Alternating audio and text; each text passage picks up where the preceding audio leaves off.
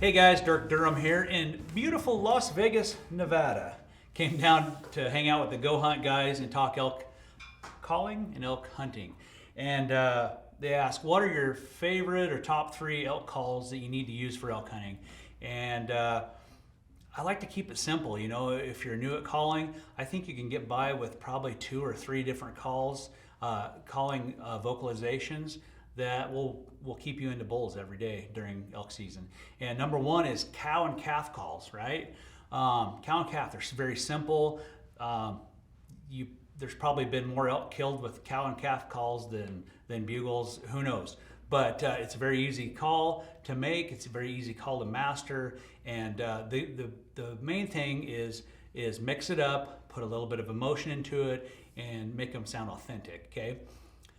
Where some folks go wrong is they try to make the EO sound with their diaphragm.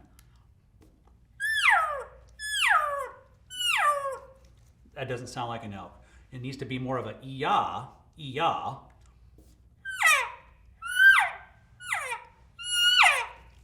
And we want to mix up the sound, the tones. We want to change the pitch. We want to change the amount of air we put across them. Make them quiet, make them loud, make them long, make them short. Calf calls, high pitched.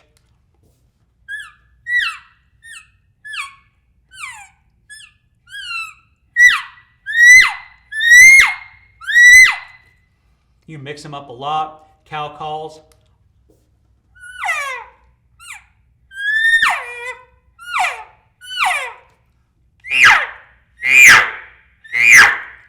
You can mix it up by buzzing your lips, do that estrus buzz, contact buzz, depending on who you're talking to, of what they call that sound.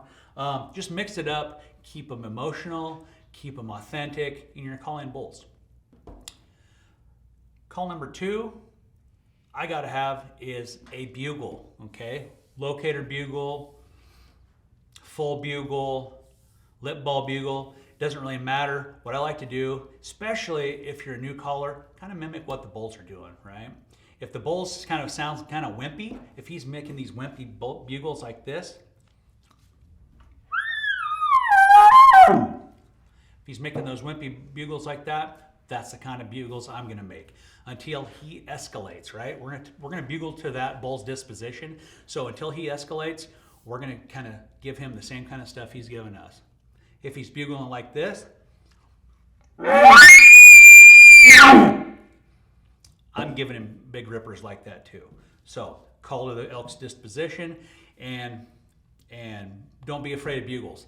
I feel like I really like to appeal to a bull's nature to fight rather than his need to breed, right? If he wants to fight, he's gonna probably let his guard down at some point and come in and make some mistakes. And I'm going to want to capitalize on that. So that's why I think bugling is so important. And then lastly is chuckles and grunts, right? Chuckles and grunts. And a lot of folks really struggle with that just because the cadence, the tones, it's just a little bit weird. And usually when you're hearing bugles in the woods and you're like listening, and you're like, is that a guy or a bugle from a bull, a real bull elk? And a lot of times that's kind of the separator there. It's like, oh, I hear that. Now that's a dude down there. So work on authenticity of that as well. And a lot of it has to do with your cadence and rhythm. And why a lot of guys kind of go wrong there is they take one big breath and then try to do the chuckles. Remember, between each chuckle or grunt, you need to breathe in. So breathe in, breathe out, breathe in, breathe out, breathe in, breathe out. Find that right cadence, and you'll call in more bulls that way. But it's not necessary. We were just talking here around the shop about, well, is it really necessary to chuckle or grunt? And it's not. There's a lot of times you hear bulls that'll just bugle half the day with no chuckles or grunts. Feel confident in your calls. Don't be afraid to you know what? I'm pretty good at bugling, but I suck at chuckling. That's okay. Go with what you're confident with, and you'll kill more bulls. Here's a chuckle. It's kind of a quick, fast staccato type note.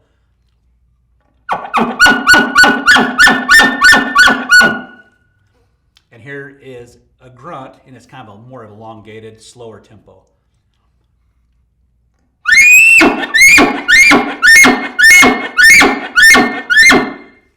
going to give you guys the rundown on how I make the different calls to locate a bull.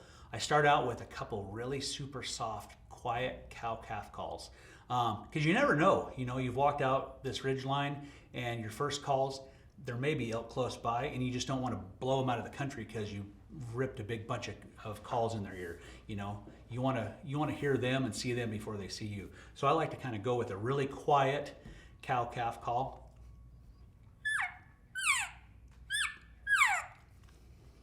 Leave it at that. And I sit there for a little bit, a couple minutes, just listening. I'm listening for a thump of a hoofbeat close by. Listen for the swish of brush. I'm listening for a distant bugle.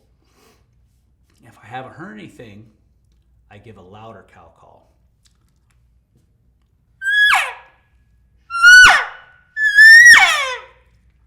Louder, I'm going to project it out there. You know what? If I'm in big country, I might even use my tube.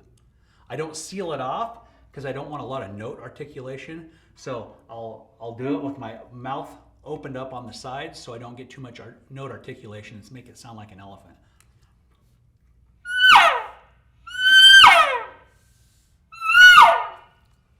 And I do that in my tube, and not only does it amplify it, it can almost even send it in the direction you want it. So if you have a really specific spot you want to probe into, take your tube, probe into it with your cow call.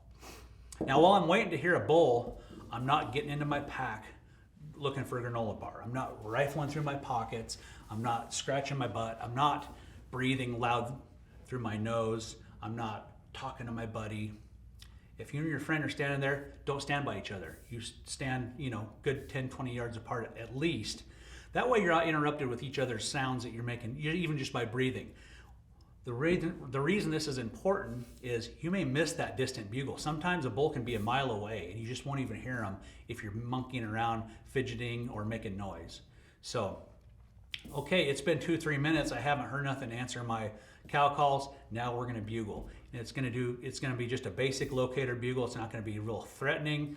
It's just going to be kind of a high-pitched, long note bugle just to get some sounds out there.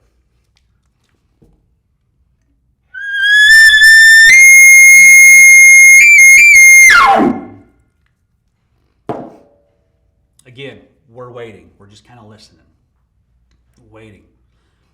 And after I've waited for a couple minutes, I may make another couple cow calls.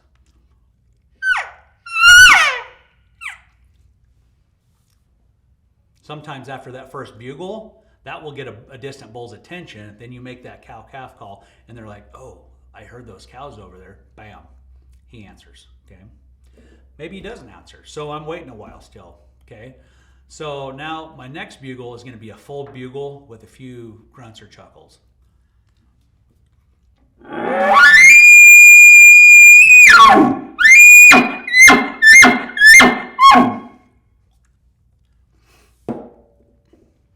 So I've escalated the tones and the excitement of my bugles a little bit, trying to see if I can get something out of another bull. Believe it or not, I've had bulls who would not answer me when I didn't chuckle, right? Earlier I said it's not 100% necessary to chuckle, but there are times where I've had bulls, they wouldn't answer if I didn't chuckle at them. Sometimes you'll find a bull that's all he does is chuckle. And a lot of times that's when I really want to just chuckle back at him. I'm not trying to rip no big bugles. Remember, we're calling to that disposition of the bull. That bull's a chuckler, I'm a chuckler, right? So now we're waiting again after that last bugle with grunts, and we're going to wait and listen and see what we hear. After a minute or 2 or 3, I'm going to do another couple cow calls.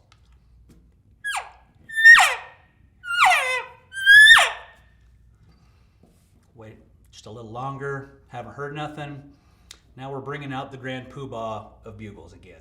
We're making that big, nasty lip ball bugle with a bunch of really aggressive grunts. And this is going to try to show that another bull down in the hole, that I'm up here and I've got a cow and she's an estrus and we're going to make some babies. So it's going to sound something like this.